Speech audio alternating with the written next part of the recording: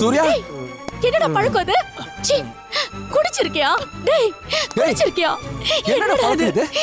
ஏன்பா ஏற்கனவே இந்த குடும்பத்துல இருக்கிற பிரச்சனை போதாதா? மறுபடியும் இந்த நாசமா போன குடி வேறயா? ஐயோ நமக்குன்னு ஏன் இப்படி எல்லாம் நடக்குதோ? வேண்டாம்டா, இந்த குடியை விட்டு. இந்த குடி பழக்கம் கொஞ்சம் கொஞ்சமா கொண்டுடுடா. பரவாயில்லையே, நீயும் கரெக்டா தான் பேசுற.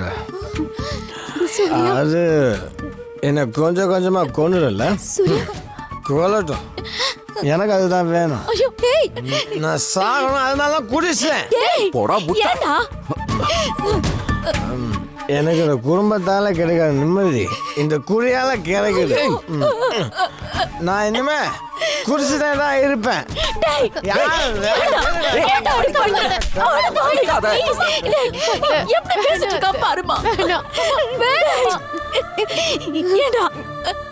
உன் அல்பாயுஸ்ல தூக்கி குடுக்கறதுக்காகவா உன்னை பெத்து வளர்த்து ஆளாக்கி இருக்கும். இத பாரு, இனிமே நீ குடிச்சிட்டு வந்த நான் செத்து போயிடுவேன். அவ்வளவுதான். ஏமா சாவணும்? நீ ஏன் சாவணும்னு கேக்குறேன். நீ உன் புள்ளைய வளர்த்து ஆளாக்கிட்ட.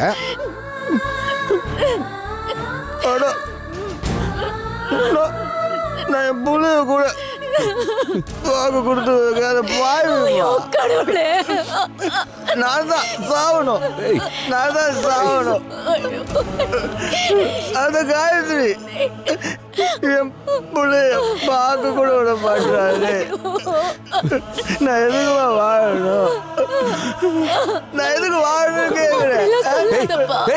அமைதியாரா சுப்பு, இங்க வாமா. அப்படியே கைத்தாங்களா கூட்டிட்டு போய் ரூம்ல படுக்க வச்சிருவோம். டேய் வாடா. நான் உள்ள இருக்கிறது நியாயமே இல்லப்பா.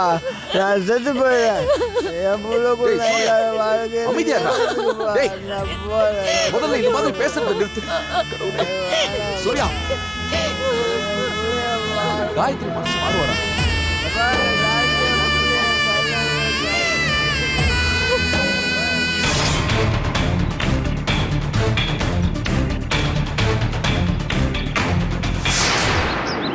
இந்த அட்ரஸ்ல போய் கேளு.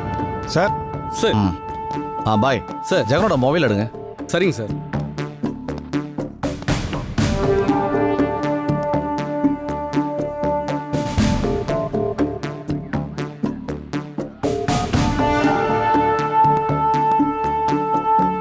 சார் இந்தாங்க சார் ஃபோன். ஜெகன்,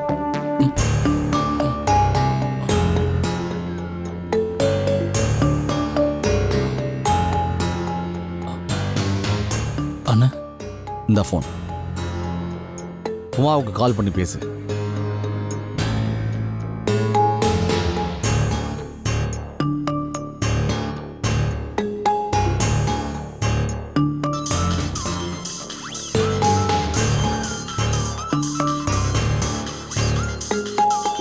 உமா, என்ன யோசனை பண்ணிட்டு உட்காந்துருக்க? போன் அடிக்குது பாரு, எடுத்து பேசு. ஜெகனா தான் இருப்பான், எடுத்து பேசு. அத்தை, உங்க வாய்க்கு சக்கரை தான் போடணும். ஜெகன் தான் கால் பண்ணிருக்காரு. அப்படியா? பாவி பையன், எப்படி பண்ணிட்டான் பாத்தியா? எங்க இருக்கானா? பேசு.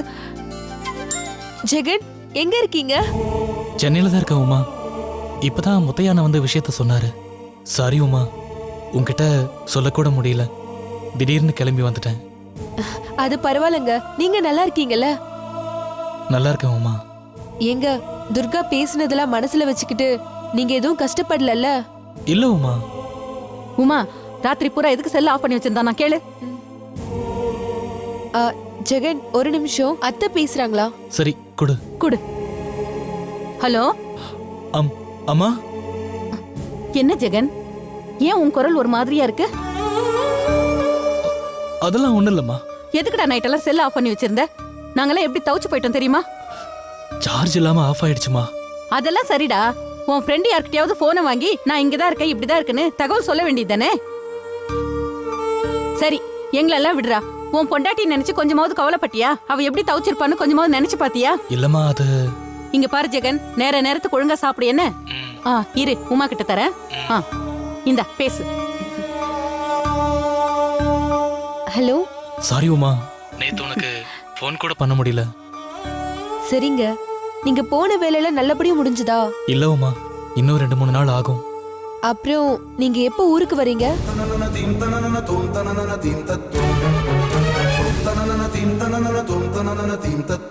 தெரியல உமா, எப்படியும் சீக்கிரம் வந்துருவேன்னு தான் நினைக்கிறேன். சரிங்க, உடம்ப பாத்துக்கோங்க. ம், சரி, நீயும் என்ன நினைச்சு கவலைப்படாம இரு. சரிங்க. மாமா பக்கத்துல இருக்காங்களாங்க? ம், இருக்காரு. கொஞ்சம் கொடுங்களேன். இரு, கொடுக்குறேன். அண்ணா, உமா உங்ககிட்ட பேசணுமா?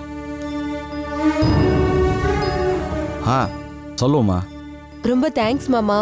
உங்க வேலைக்கு நடுவுல எனக்காக ஜெகனை தேடி கண்டுபிடிச்சு ஃபோன் பண்ண வச்சீங்கல்ல, அதான். பரவாயில்ல, அடிக்கடி அவரை கொஞ்சம் போய் பாத்துக்கோங்க மாமா. இதெல்லாம் நீ எனக்கு சொல்லணுமா? எனக்கு தெரியாது. நான் அவனை நல்லபடியாக பார்த்துக்கிறேன், நீ கவலைப்படாதம்மா. ரொம்ப தேங்க்ஸ் மாமா. வச்சிடுறேன் மாமா. பாய். சரி.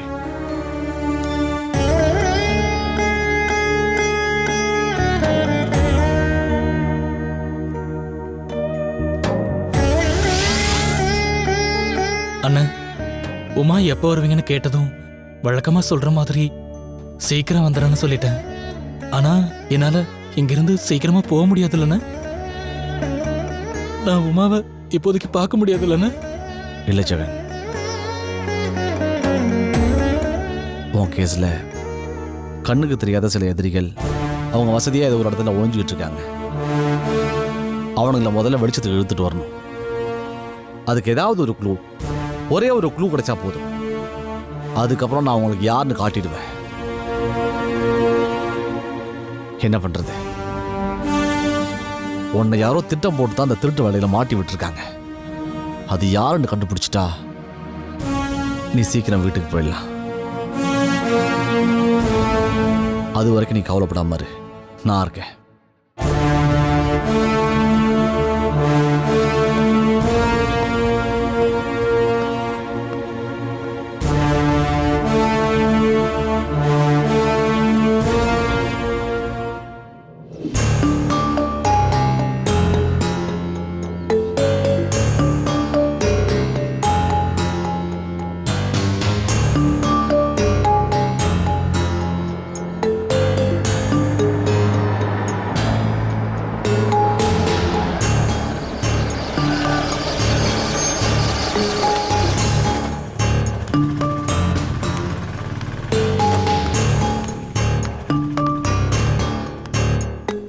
ரேணுகா, உன் வரவேற்பெல்லாம் தூக்கி குப்பையில போடு.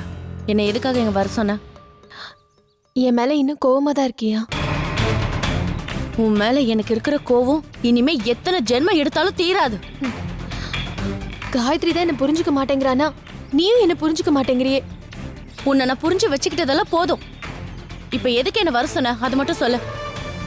நமக்குள்ள பேசுறதுக்கு இதுக்கப்புறம் வேற ஏதாவது இருக்கா என்ன? இருக்கு ரேணுகா, நிறையவே இருக்கு. ஆனா உனக்கு அது இப்ப புரியாது. என்னைக்காவது ஒரு நாள் புரியும். அப்ப இந்த சுப்பு உங்களை விட்டு ரொம்ப தூரம் போயிருப்பா. சும்மா முகத்தை அப்பாவியா வச்சுக்கிட்டு இப்படி சொல்லி சொல்லி தானே காயத்ரியை நம்ப வச்சு ஏமாத்துன. இதுக்கப்புறம் இன்னும் யாரை ஏமாத்துறதுக்காக இப்படி நல்ல வேஷம் போட்டுட்டு இருக்க? என்ன ரேணுகா, நீ உண்மையிலேயே இங்க இருந்து போகணும்னா இப்படி எல்லாம் சொல்லிட்டு இருக்க மாட்ட. காயத்ரிக்கு எப்போ துரோகம் பண்ணியோ அப்பவே சொல்லாம கொள்ளாம எங்கேயாவது போயிருப்ப.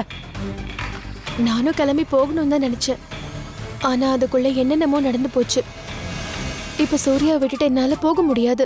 ஆமாமா, எப்படி விட்டுட்டு போக முடியும்? அதான் சூர்யா கூட சேர்ந்து குடும்பம் நடத்த ஆரம்பிச்சிட்டியே, இனிமே எப்படி விட்டுட்டு போக முடியும்? இல்ல ரேணுகா, நீ என்ன ரொம்ப கேவலமா நினைச்சு பேசிட்டு இருக்க. பரவாயில்ல, நீ என்னை பத்தி என்ன வேணாலும் பேசு. அதை பத்தி நான் கவலைப்பட போறதில்ல. ஏன்னா இப்ப என் கவலையெல்லாம் சூர்யாவை நினைச்சுதான். சூர்யா எப்பவுமே நல்லா இருக்கணும். அவர் யாராலையும் மனசுடைஞ்சு போயிடக்கூடாது. யாரை நினைச்சு கவலைப்படவும் கூடாது. சூர்யா தான் யாரையும் நினைச்சு கவலைப்படுற கேரக்டர் இல்லைன்னு தெரிஞ்சு போச்சே. அப்படி கவலைப்படுறவரா இருந்தா காட்டுல உன்கிட்ட அப்படி நடந்திருப்பாரா? ஐயோ ரேணுகா, உனக்கு எப்படி புரிய வைக்கிறதுனே எனக்கு தெரியல. சூர்யா காயத்ரியை நினைச்சும் அவர் குழந்தைய நினைச்சும் புழுவா துடிச்சிட்டு இருக்காரு. 2 பேரையும் மறக்க முடியாம இப்பெல்லாம் டெய்லி குடிச்சிட்டு தான் வீட்டுக்கே வராரு. போத மயக்கத்துல தன்னை மட்டும் இல்லாம காயத்ரியையும் குழந்தையும் சேர்த்து மறக்கணும்னு நினைக்கிறாரு. தயவு செஞ்சு சூர்யாவோட இந்த நிலைமைய காயத்ரி கிட்ட எடுத்து சொல்லி புரிய வைக்கணும். புரிய வச்சு குடும்பம் நடத்த வைக்கணுமா? அப்படி செஞ்சா அவனுக்கு கோடி புண்ணியமா போகும். ஆனா நீ அப்படி பண்ண மாட்ட. ஏன்னா நீ உண்மையை பாத்திர கூடாதுன்னு, உண்மையை புரிஞ்சுக்க கூடாதுன்னு கண்ணையும் மனசையும் இறுக்கமா மூடிட்டு இருக்க. பரவாயில்ல, அட்லீஸ்ட் காயத்ரி கிட்டயாவது சொல்லி சூர்யா அவர் குழந்தைய பாக்குறதுக்காவது பெர்மிஷன் வாங்கி கொடு. தயவு செஞ்சு சூர்யாவோட நல்லதுக்காகவாவது பண்ணி கொடு. முடியாது. ரேணுகா, நீ என்ன கெஞ்சி கேட்டாலும் என்னால சூர்யாவுக்கு சப்போர்ட் பண்ண முடியாது. அப்படிலாம் சொல்லாத ரேணுகா. உன்னை கையெடுத்து கும்பிட்டு கேட்டுக்கிறேன். வேணும்னா உன் காலில் கூட விழுறேன். ப்ளீஸ், இந்த ஒரே ஒரு ஹெல்ப் பண்ணு. முடியாதுன்னு மட்டும் சொல்லிடாத. என்னால சூர்யா படுற கஷ்டத்தை பார்க்க முடியல. அவர் குடிச்சிட்டு வந்து புலம்புறத கேட்க முடியல. இங்க பாரு, சூர்யாவை இப்படியே விட்டா அப்புறம் அவர் குடிச்சு செத்தே போயிடுவாரு. செத்தா சாகட்டும். நம்பிக்கை துரோகிங்க பூமிக்கு பாரமா எதுக்கு வாழணும்? ஏய் ரேணுகா,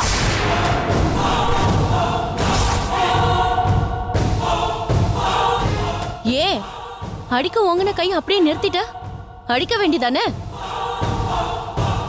நீ என்னதான் அடிச்சாலும் உதைச்சாலும் சரி, என்கிட்ட நீ நினைச்ச காரியத்தை சாதிக்க முடியாது. நீ எல்லாம் ஒரு ஃப்ரெண்டா? இன்னைக்கு என் வாழ்க்கையிலயும் சூர்யா வாழ்க்கையிலயும் இவ்வளவு பெரிய குழப்பம் நடக்கிறதுக்கு காரணமே நீதான். உன்னை காப்பாத்துறதுக்காக தான் நாங்க 2 பேரும் காட்டுக்கு வந்தோம். அதனாலதான் இப்ப நாங்க 2 பேரும் வாழ்க்கையை தொலைச்சிட்டு நிக்கிறோம். ஆனா அத நினைச்சு இன்னைக்கு வரைக்கும் நான் கொஞ்சம் கூட வருத்தப்பட்டதே இல்ல. இன்னும் சொல்ல போனா நாம ரேணுகாவை எப்படியோ நல்லபடியா காப்பாத்திட்டோமே நினைச்சு பெருமையும் சந்தோஷமும் தான் பட்டுட்டு இருக்கேன். ஆனா நான் இப்ப சொல்றேன், உன்னை ஏன் காப்பாத்தணும்னு நினைச்சு நான் வருத்தப்படுறேன். சோ உன்னால உதவி பண்ண முடியாதுல்ல? ஓகே, பரவாயில்ல. ஆனா ஒண்ணு மட்டும் தெரிஞ்சுக்கோ, அந்த குழந்தை மேல காயத்ரிக்கு எந்த அளவுக்கு ரைட்ஸ் இருக்கோ அதே அளவுக்கு சூர்யாவுக்கும் இருக்கு. அது புரியாம அந்த காயத்ரி வீம்பு பண்ணிட்டு இருக்கா. அந்த காயத்ரிக்கு நான் யாருன்னு காமிக்கிறேன். நீ கிளம்பு. சுபு, தேவையில்லாம நீ அவகிட்ட. ஏய், உன் அட்வைஸை கேட்க நான் தயாரா இல்ல. ஃபோன் பண்ணி கூப்பிட்டதுக்கு பெரிய மனசு பண்ணி இவ்வளவு தூரம் வந்தல, ரொம்ப தேங்க்ஸ்.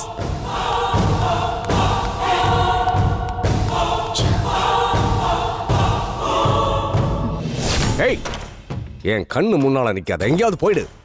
சாமியா சாமி, பேர பாரு. எதுக்கும் லாயக்கு இல்லாத சாமி. இது வரைக்கும் ஏதாவது ஒரு விஷயம் உருப்படியா பண்ணிருப்பியா? ஐயா, அது வந்து பேசாத. பேசுனா எனக்கு கெட்ட கோபம் வரும். உன்னை அனுப்புனதுக்கு பதிலா நானே நேர்ல போய் இந்த காரியத்தை முடிச்சிருக்கணும். உன்னை நம்பினேன் பாரு, என்ன சொல்லணும்? ஐயா, நீங்க சொன்ன மாதிரி தான் நானும் வேஷம் போட்டுக்கிட்டு ஹாஸ்பிட்டலுக்கு போனேன்.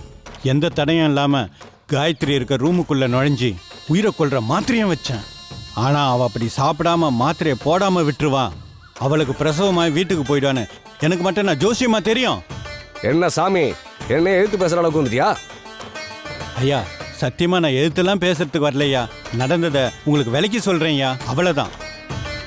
நீங்க கோவப்படாம இருந்தா அடுத்ததா நாம என்ன பண்ணலான்றத நான் சொல்லுவேன். சரி, கோவப்படல, சொல்லு. காயத்ரி இப்போ குழந்தையோட அவ அம்மா வீட்டில் இருக்கா. பிரசவமாகி கொஞ்ச நாளைக்கு பொண்ணுங்க பிறந்த வீட்டில் இருக்கிறது சகஜம் தானே? இதை போய் ஒரு பெரிய விஷயமா சொல்லிட்டு இருக்க? ஐயா, காயத்ரி சூர்யா கிட்ட சண்டை போட்டுக்கிட்டு தான் அம்மா வீட்டில் போயிருக்கா. குழந்தைய பார்க்க வந்த சூர்யாவையும் சுப்புவையும் குழந்தைய பார்க்க விடாம திட்டி அவமானப்படுத்தி அமுச்சு விட்டாலாம். அப்படியா? ஆமாங்க ஐயா, எவ்வளவு கஷ்டப்பட்டு இந்த இன்ஃபர்மேஷன்லாம் கலெக்ட் பண்ணிட்டு வந்திருக்கேன் தெரியுங்களா? நீங்க என்னடானா இது தெரியாம நீ எதுக்கும் லாய்க்கு இல்லை, உருப்படி இல்லைன்னு சொல்லி கோவப்படுறீங்க. சரி சரி, கோவத்தில் நான் பேசுனது எதையும் மனசில் வச்சுக்காத. பரவாயில்லைங்க ஐயா, நடந்ததை நான் சொல்லிட்டேன். நடக்க வேண்டியதை நீங்க சொல்லுங்க. இந்த காயத்ரி இருக்காளே, அவன் நமக்கு உதவி பண்றதுக்காகவே சூர்யா கிட்ட சண்டை போட்டுக்கிட்டு அவ அம்மா வீட்டில் இருக்கா.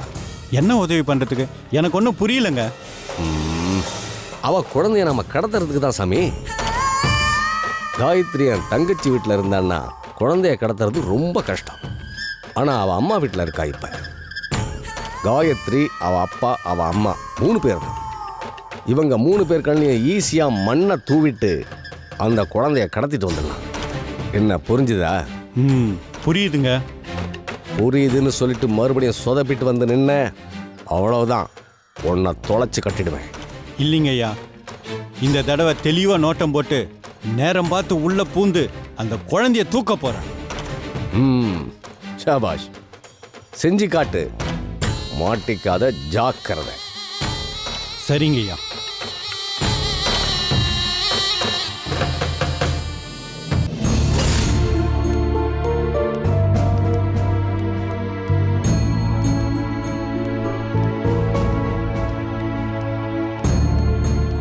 அண்ணே, நான் உன்னை கேட்டா தப்பா எடுத்துக்க கூடாது. சேச்சே, உன்னை நான் ஏன் தப்பா எடுத்துக்க போறேன்? என்னன்னு கேளு காமாட்சி. அது ஒண்ணும் இல்ல நீ. கொஞ்ச நாளா உங்க மருமக உங்ககிட்ட ஓவரா பாசம் காட்டுறா, மரியாதை கொடுக்கறா. இதுக்கெல்லாம் பின்னாடி எதுவும் திட்டம் இல்லையே. அந்த பாசம் மரியாதை எல்லாம் உண்மைதானே அண்ணி?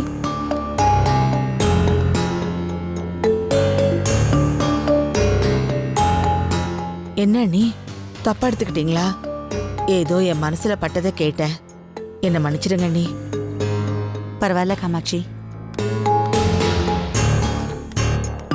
என்னை பொறுத்த வரைக்கும் துர்கா உண்மையிலே திருந்திட்டா காமாட்சி. என் மேல அவ காட்டுற பாசமெல்லாம் பொய் இல்ல. இப்போ அவ நம்மளோட குடும்ப வாரிச வயித்துல சுமந்துகிட்டு இருக்கா. அதனால அவளுக்கு எந்த கோவமும் இல்ல. இன்னொன்னு வெளிப்படையா சொல்லணும்னா, துர்கா எனக்கு மருமகளா கிடைச்சதுக்கு நான் தான் ரொம்ப கொடுத்து வச்சிருக்கணும். என் மருமக எனக்கு எவ்வளவு பெரிய பரிசு கொடுக்க போற தெரியுமா?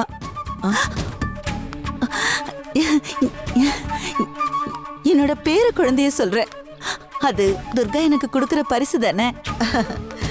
எப்படியோ நீங்க சந்தோஷமா இருந்தா அதுவே எனக்கு போதும்.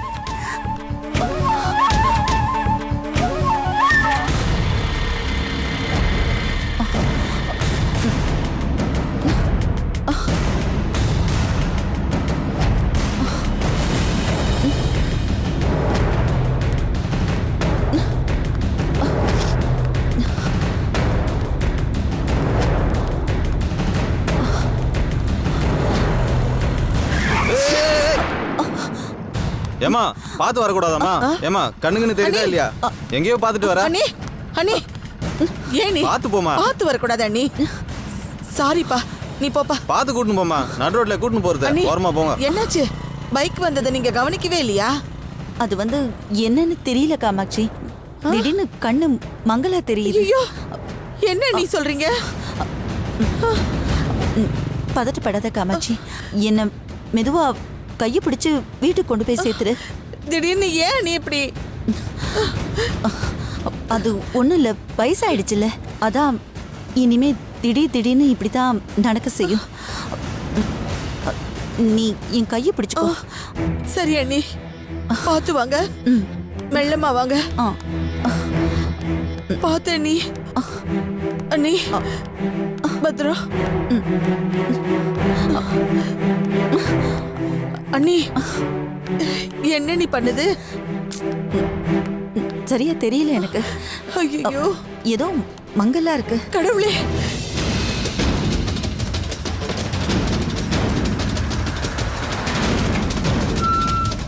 அந்த வீடு தான், நல்லா பார்த்துக்கோ. ப்ளூ கலர் பெயிண்ட் அடிச்சிருக்குல்ல, வாசல்ல கூட வேப்ப மரம் இருக்க, அந்த வீடு தான். நல்லா பார்த்துக்கிட்டல? நல்லா பார்த்துக்கிட்டேன். இப்பவே உள்ள போய் குழந்தைய தூக்கிட்டு வந்துட்டுமா? அவசரப்படாத, பொறுமை முக்கியம். நமக்கு சாதகமா ஒரு நேரம் வரும், அப்போ உள்ள புகுந்து குழந்தைய தூக்கிட்டு வந்துரு. இந்த தடவை எந்த சொதப்புலாம் நடக்கூடாது. அப்படி நடந்தா சபாபதியா நம்மளை தொலைச்சி கட்டிடுவாரு. வெயிட் பண்ணு.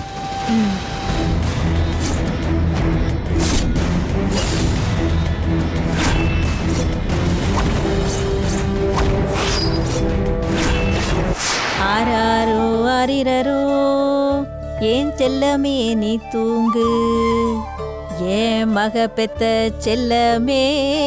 ஆராரோ ஆரிரரோ. குழந்தை தூங்கிட்டானா? எங்க தூங்குறான்? கொட்டை கொட்டை முடிச்சிட்டு இருக்கான் பாரு. ஆமா, நீ இந்த மாதிரி பாட்டு பாடினா அவன் எப்படி தூங்குவான்? பாரு, என் பாட்டை கிண்டல் பண்றியா? ஒரு காலத்துல இந்த பாட்டுக்கு தான் நீயும் தூங்கி இருக்க. வேணும்னா நீயே பாடி தூங்க வைமா உன் பிள்ளைய. ஐயோ, கோச்சிக்காதம்மா, நான் சும்மா விளையாட்டுக்கு சொன்னேன். நீ ரொம்ப அருமையா பாடுறமா. சரி, நீ பாடு, நான் போறேன். டேய் தூங்கண்டா.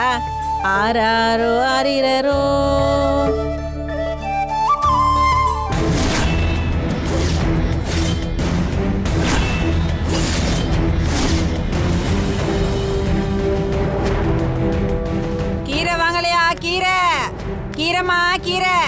வெண்டைக்காய், சொரக்காய், கத்திரிக்காய், கீரை வாங்கலையா? கீரை.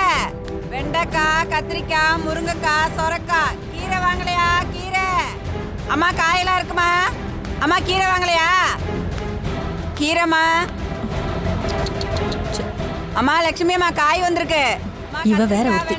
ஒரு தடவை குரல் கொடுத்தா பார்த்தாது கத்திக்கிட்டே இருப்பான். கீரையெல்லாம் நல்ல கீரையா இருக்குமா?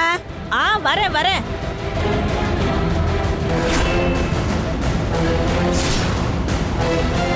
லட்சுமிமா அம்மா வாங்க. வரேன். லட்சுமிமா சீக்கிரம் வாங்கம்மா. சத்தம் போடாத. என் பேரன் தொட்டில தூங்கிட்டு இருக்கான். சரிம்மா, ஒரு தடவை வாங்கம்மா. கூப்பிட்டாலே நான் வர போறேன். நானும் 4 வீட்டுக்கு போகணுமா இல்லையா? சரி. என்ன இருக்கு காய்? என்ன காய் வேணுமோ எடுத்துக்கோங்கம்மா. மாங்காய் எவ்வளவு? 10 ரூபாமா. அம்மா சொரக்காய் கேட்டீங்களா? முள்ளங்கி இந்தாங்க. நல்லா இருக்கா? நல்லா இருக்குமா. சரி முள்ளங்கி 1/4 கிலோ போடு. அம்மா குழந்தைங்கம்மா தூங்குறாம்மா. அதை வையம்மா, நான் காய போட்டுக்கிறேன். பரவாயில்லம்மா, நான் காய வச்சுட்டு வரேன். சிரிக்கிற எவ்வளோ ஒரு கட்டு? கீரை கட்டு 12 ரூபாமா. ஒரு வெண்டைக்காய் உடைய மாட்டேங்குது. பிஞ்சு தாம்மா, இங்க பாருங்க, பிஞ்சு வெண்டைக்காய் தான். எவ்வளோ ஆச்சு மொத்தம்? கம்மியா தாமாச்சு. கேரட்லாம் இருக்கு, எடுத்துக்கோங்க. காயத்ரி மாடியில துணி காய போடுறா. இப்ப போய் குழந்தைய தூக்கிட்டு வந்துட்டுமா? இரு, அவசரப்படாத.